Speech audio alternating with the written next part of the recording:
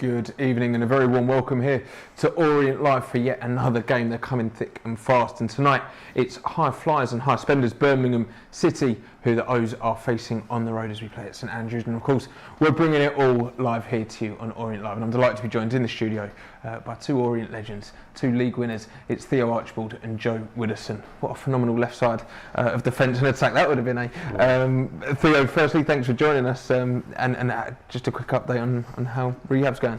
Yeah, not bad. I'm 14 weeks post-surgery, and just slogging it out in the gym right now, building the muscle back up, and it's feeling pretty good. I feel quite confident with it. So just kind of in the trenches right now and grinding away, really. Yeah. So you're not on your own in the injury room, which is a good thing for you, I suppose. But it's tough for us, and not as tough as it is for you, of course. Theo. Apologies, but the schedule is maybe an indication to that. It's another game. You were saying before we came live, Joe, that you're getting fatigued with the Saturday, Tuesdays. You haven't say that. I can't comprehend how the players must be feeling. It feels relentless at the moment. Yeah, I think relentless is the word. There's just been so many games. It feels like almost since like Christmas really. There's just been such a huge amount of fixtures. I think the one positive is the team's been in really good form. Playing well, lots of confidence. I think obviously the new additions in January have helped bolster the squad because it was looking a little bit light on numbers. But yeah, so really it has been a really kind of busy schedule, and I think the whole squad has done incredibly well to cope with the demand of games up until now. I think Richie's rotated the team well. Everyone's sort of had a part to play, but it's been very busy. Yeah. And I touched on it already, but they've spent a lot of money. We'll come on to their starting 11 shortly. It's worth 13 million, and that's without a 15 million pound striker starting. They're top of the league. They look like they could be running away with it. It's a real tough test for the O's tonight. Yeah, it is, but almost feels like a little bit of a free hit in a way. No one expects to come to St Andrews and get any points, so you can kind of play with a little bit less pressure because the rest of the games, there's pressure on tonight, don't get me wrong. We want to get 3 points or at least want to get a point, but we're not expected to get anything, so you can kind of sort of play with a little bit more freedom than perhaps what you might do on Saturday when you're playing against Charlton, which feels like more of a 6-pointer.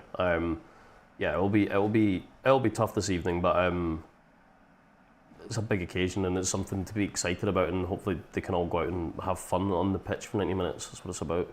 Well, we certainly aren't the bookies' favourites, that's for sure, but we all know this Richie Wellens side is capable of anything, as we've shown in the last couple of years. And talking of Richie Wellens, let's hear his thoughts ahead of the game. Gaffer, Birmingham to come on Tuesday night. They're obviously flying high at the top of the league. Just how tough a test is it going to be for us?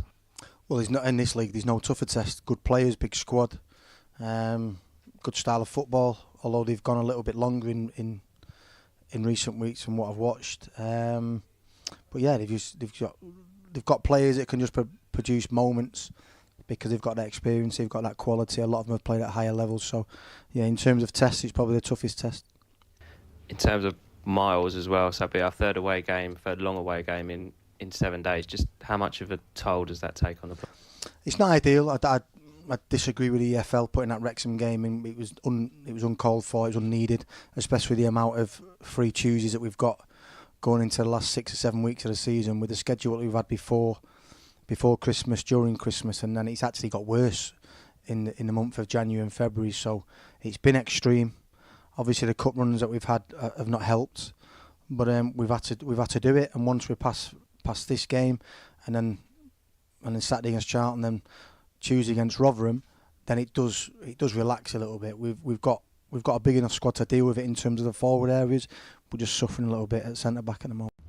Have you ever known a run of games like this? Because we've spoken. Like, it feels like the Christmas period almost hasn't ended yet. Not at this level. Although I would imagine Birmingham have had it because they've gone far in the Virtue Trophy. So I would imagine they've had it. you look at the Premier League teams in the Champions League and go along. I think we're due to play 58 plus games this year, which is, you're talking like a Premier League team that play 38 league games. Then they've got the Champions League, the FA Cup, the Carabao Cup. So the fact that we played 12 extra cup games has been tough, but rewarding as well. Like I said, we've got a big enough squad. We just need to shore up at centre back, and we need Jack Simpson and Dan Hatt fit. Well, whilst the schedule is tough, every team does, of course, have to play every team twice each season, and tonight it's our time to face Birmingham. Let's take a look at their side that Richie has opted for to try and beat league leaders, and starting in goal for the O's, it's number 24, it's Josh Keeley. Returning into left back is Jack Curry, and at right back is Ethan Galbraith. Shaping up together in the heart of defence is Brandon Cooper alongside Romani Edmonds-Green, and Darren Pratley returns to the side wearing the armband alongside Jordan Brown. Dan Adji starts for the first time since returning from that lengthy layoff, and he's on the opposite flank to Dylan Markanday, as Jamie Donnelly plays in that 10 role just behind Kelman, who leads the line this evening. And on the bench for the O's is Noah Phillips, Jaden Sweeney, Randall Williams, Darling Jaisimi, Dominic Bull, Azim Abdullahi and Sonny Perkins.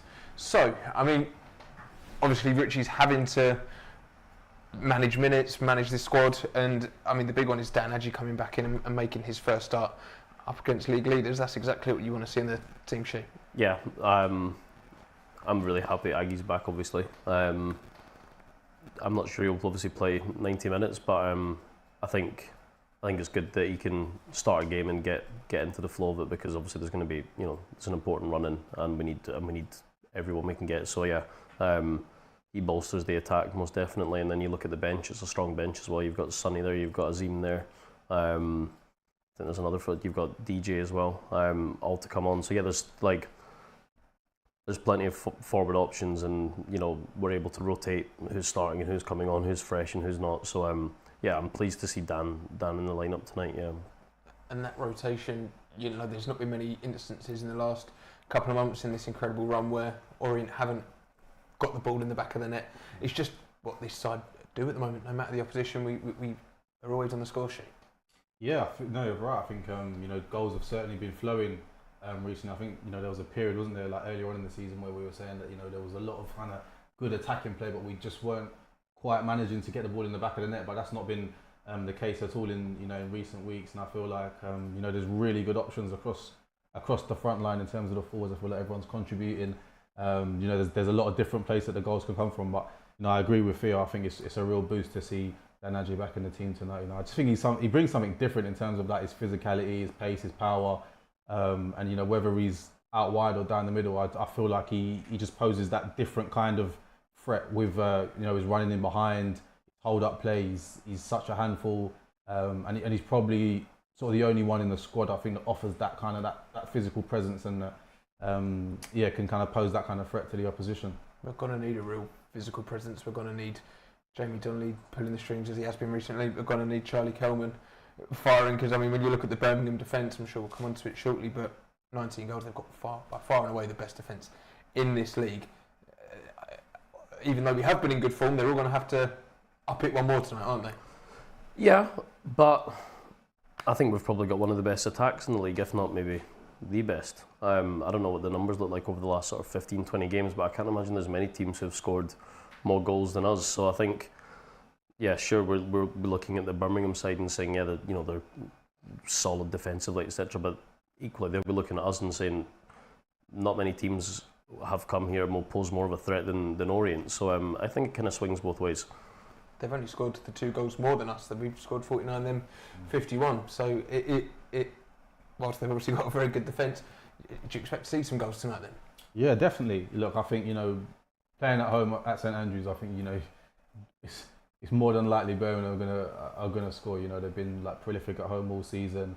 That's been their fortress, playing at home. So you wouldn't bet against them scoring, but at the same time, I think they'll be wary of the threats that we're gonna pose tonight. And I think they'll have done their homework, and they'll respect Orient and the problems that they can bring. But as Theo said, it is a little bit of a free hit in terms of they've been that good playing at home all season that it's almost, no one goes there expecting to win. But I think, the boys they've got a lot of reason to be confident. There was a little bump in the road on the weekend, but the form over the last few weeks has been so good. Really good football, scoring goals. So I think there should be a lot of optimism going into the game tonight. Let's talk about Dylan Markanday very, very quickly. He's got a really good opportunity tonight. I think probably chances have been limited considering how informal the other attackers have been. But against league leaders, if he can come in and show Richie why he deserves to start, then it's a big chance for him. Yeah, it is. I mean, the gaffer's going to have a bit of a headache, if all your forward, there's at least 2 players for each position, if not more than that. And yeah, sure, people can kind of play in multiple positions, but you've got probably 7 fit forwards at the moment already. So if they're all firing, then it's a headache, but it's a good headache to have. So yeah, Dylan gets his opportunity tonight. Hopefully he can, grab it with both hands. And then it might rotate again on the weekend. You don't know, but the point is there's options there. And you want everyone on good form because you don't know when someone picks up a knock or whatever. The more players you've got in form, the better. And there's quite a few across the front line who have been in really good form recently. There certainly is. Well, some goals from the O's tonight would certainly be most welcome. And of course, don't forget you can watch it all live here on Orient Live. If you're watching on live on our YouTube stream, then you can pick up a pass over on the Match Centre. That's all over on the Orient website. But now, and it's all the detail is there. This is the only place to watch it. Of course, it's not on Sky. So if you want to get an audio pass, if you're watching from the UK or international fans, just head over to the Match Centre. But we're very delighted now to be joined by, I think, the best dressed and certainly looks very cosy up at St Andrews. We should be able to go live now to a certain Mr. Jordan Graham. Jordan, thank you for joining us. How's it all looking up there in the Midlands? Yeah, it's fantastic, Ollie. The stadium is filling up nicely. I think it's going to be a full capacity again. The teams are out on the pitch at the moment warming up. Both teams look sharp, and I've got a feeling that we're going to be in for a really good game tonight. One that I'm really looking forward to watching. It sounds like they've got the music blaring a good 10-15 minutes before kick-off. The atmosphere, obviously they're top of the league. There's going to be a big crowd in probably one of the biggest stadiums we're playing this season. What are you expecting from the league leaders tonight? I think because their squad is so big and they've got the options to rotate so many players. I mean, they made a few rotations in their last game, but I think everybody knows the roles in what they're trying to do. I think the manager's done a really good job in implementing his style really quickly. But saying that at the same time, I mean, if you take away the Bolton game for us and the Man City one, which is kind of a one-off, I think the boys have, a lot of confidence at the moment. And I think I was just saying earlier to Dave, I was saying maybe it's a blessing in disguise that Saturday went how it went, and it's almost like a reality check for dads to know this is the business end of the season. And every point matters, so hopefully they're super focused tonight and they can put something out the bag, and I'll be leaving here happy later on. I mean, for sure. I mean, you touched on it briefly there, but every point at this stage does matter. And how big a statement and how big a 3 points would it be if the O's could go and get them tonight? Oh, it would be huge. I mean, I watched I think there was only a couple of changes when they played Bradford in the Virtue Trophy semi-final last week, and I saw there was many ways that they could be exposed, and that was a team that's below Orient. I mean, they're on some good form, Bradford, but there's the league below. I think the boys have to take some real confidence from watching that, from their performance against Man City, and just it's a really good team, but it's a team in League One, and I think right now the boys are full of confidence. They're going to go into tonight believing that they can take 3 points.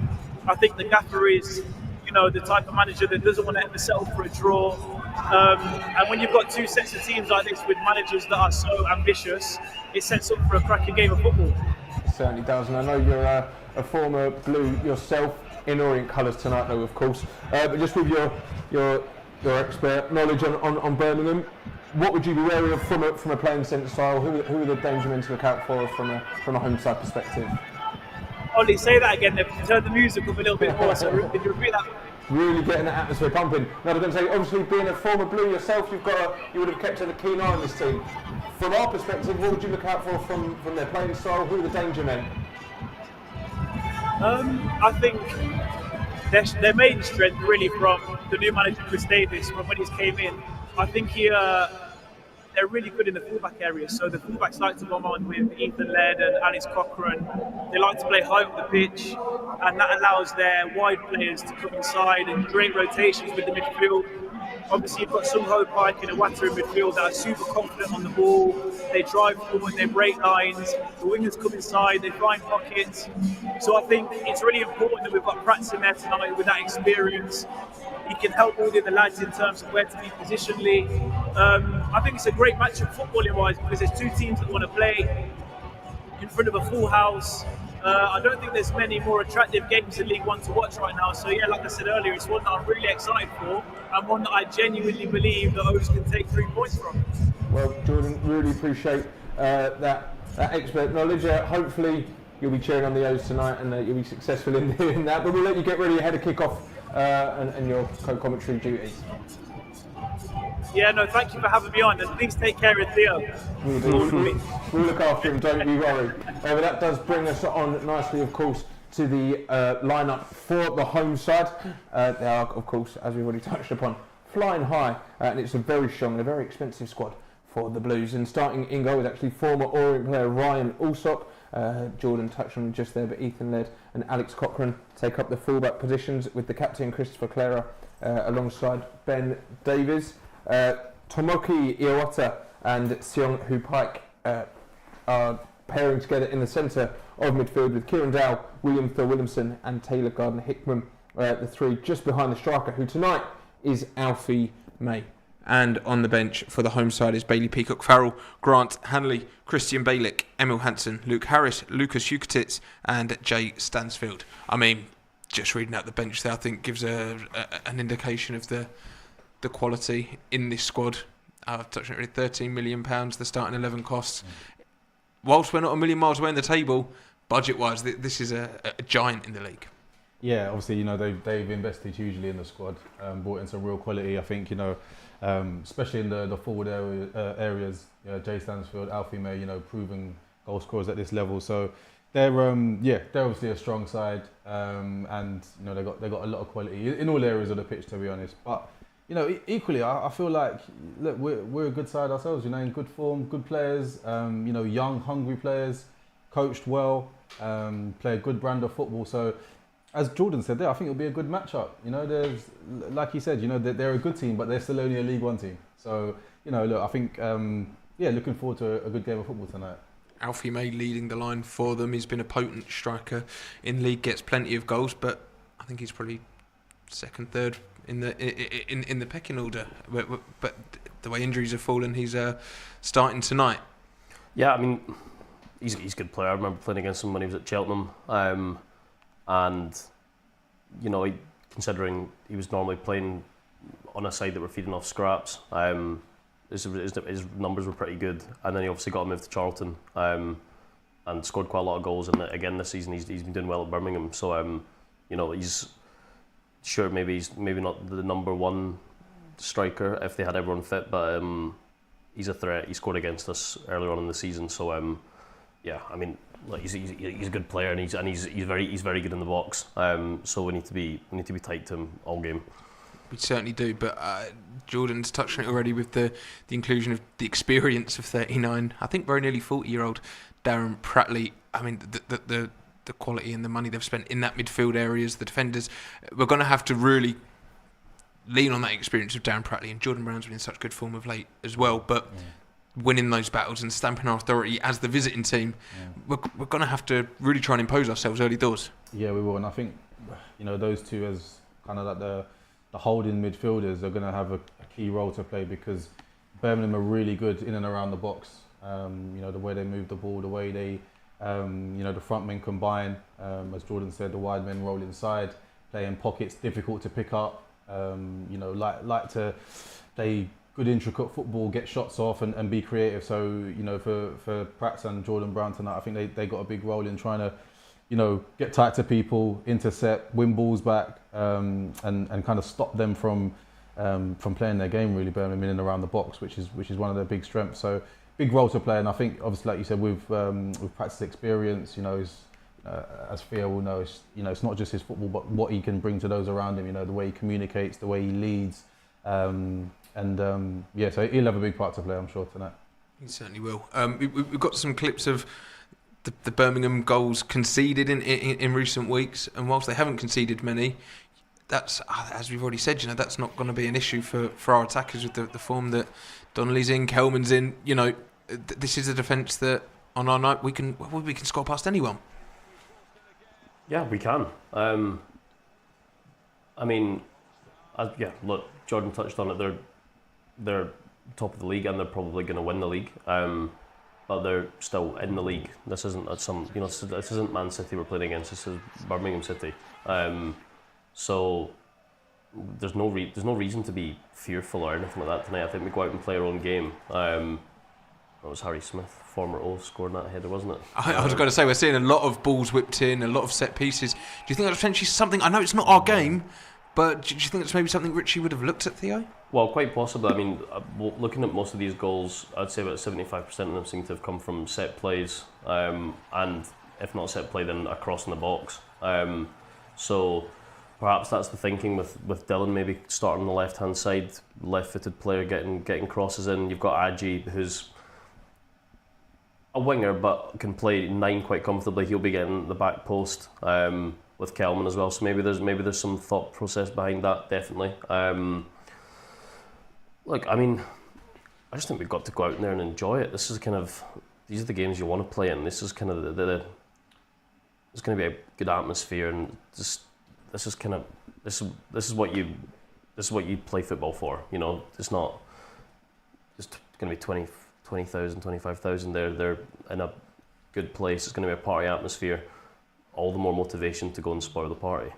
And someone who you get the impression will be playing in similar and much larger size stadiums and in putting on the display in higher leagues is Mr. Jamie Donnelly. And when you're talking about enjoying yourselves, he really looks like he has been. Wrexham last week, he wasn't phased. He looks like he can unpick any defence, and he's obviously going to have a massive career. And tonight, what a night for him to showcase what he's all about. Yeah, and I think he's obviously like a young man, very early on in his career, but really found his feet, and looks like he's comfortable and just enjoying his football the last few months. I think he's really flourished. So much ability and potential, and like Theo will know what he's like as a person, but he just seems very calm, very unfazed. Obviously still very inexperienced, but he looks like he's sort of just kind of enjoying his football and having fun at the moment. Yeah, he is. It did take him a little while to find his feet, but now that he's found his feet, I think the quality's been shining through recently. I'm just a little bit upset. I won't get the chance to play with him, to be honest, because it would have been a pleasure to play with him. And yeah, I'm really pleased for him. We're going to obviously see some of his goals just now, but that was only a couple months ago or something like that. But since then, he's been flying. What is it playing as another attacker in and around him that? How good a feeling is that to know if you're Dylan tonight or Dan or Kelman? That must be just such a joy. Yeah, I mean, I think he's the kind of player that gets just as much joy from setting his teammates up as he does. I mean, I'm sure he gets maybe slightly more joy in scoring volleys like that. Why wouldn't you? But he's always looking to set his teammates up and stuff. And so as an attacker playing with that, you're always going to make the runs. And yeah, I mean, he's got so much quality. He picks a good pass. He plays it at the right time. And now that he's found his feet and stuff, and you see there, he's just unselfish. And that's unacceptable in this league. It's beautiful technique. Yeah, it's lovely. Yeah, he's got wonderful left foot. He's been a pleasure to watch in the last couple of months. Theo, I just wanted to ask as well, what's it like as an attacking player to play in this team under Richie? Because just from the outside, when we were watching games, it looks like Richie's got very specific demands of players. So we've said that Jamie Donnelly's taken his time a little bit and, wasn't a fixture in the team in the early months of the season. What's Richie said, or how's he been coached? Like how has he improved his game and brought him on? I mean, I think with Jamie, there's probably an element of it being his first loan as well, and just a sort of introduction into men's football. He's obviously come from Spurs, and he dropped down a couple levels. So there's probably an adjustment period with that, especially with the age that he is as well. It's always going to take maybe a little bit of time. But on top of that, there's, I mean, the intensity upon which Richie demands of his forward players is extremely high. And I think probably we've seen it with numerous players who come in. It takes maybe a little adjustment period for that to really settle in, because he does if you're not going to press and you're not fit enough, then you're not going to get a sniff in that forward line, to be honest. So perhaps there's a small adjustment period for him with that as well. But he demands a lot of his forward players, but he also gives you the freedom.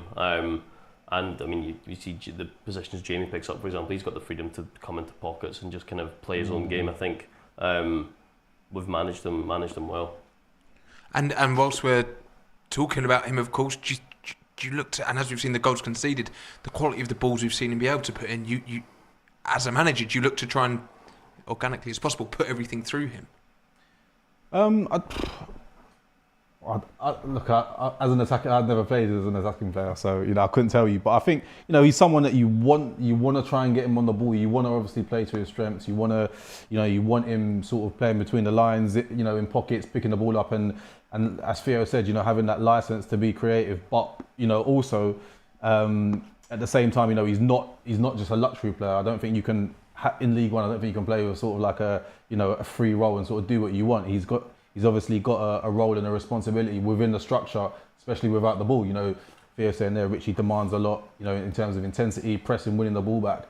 But I think probably he's been coached, and the way that he's managed to kind of evolve his position, he's become more involved and managed to kind of be that kind of real creative position in the middle of the pitch. I mean, and he does. I don't think maybe perhaps when you watch him or you speak of him, you think of sort of his quality on the ball, but actually, if you look at his positioning without the ball, it's fantastic. He's very good at picking up second balls and scraps, and latching onto opposition holding midfield players as soon as they take a touch and stuff. His game intelligence is really high, and it's not necessarily something that you automatically think of when you mention him, because obviously you see his quality with the ball, but without that, under Richie, you're not going to play, and he's got both sides to his game. And whilst we look at tonight's game, then as a spectacle, we're seeing the scenes here from St Andrews, and we've already touched on what a massive crowd it is, but you cast your minds back to last Tuesday, and the headlines are probably Orient face Hollywood side Wrexham. Tonight it's league leaders, but this team, I mean, Wrexham obviously welcome us with flames. They've got high thoughts of us, but that's not going to faze us, is it? We did it last Tuesday, we can do it again tonight. Yeah, I mean, this is with the fire and the noise and everything else. This is what you get excited for. If anything, well, speaking for myself, you tend to rise to these occasions. Not that you should ever have a lack of motivation, but there's all the more reason to be motivated coming out in front of a big crowd like this, wanting to spoil the party. They've got the flames coming up and stuff like that. It's what you play football for. Did you ever think you'd be seeing scenes like this in League One on a Tuesday night back in your playing days, Joe? No, I didn't. In a nutshell, no. But Theo said, yeah, look at the atmosphere. It looks like this could be a Prem game. Do you know what I mean? Like the stands are packed. You got the smoke, the fire, everything's going on. It's just a great occasion, and as a player, it's one that you get excited about. As Theo said, this is what you play football for. These kind of games. So just hopefully the boys can just go out there and enjoy it, play with freedom, and express themselves.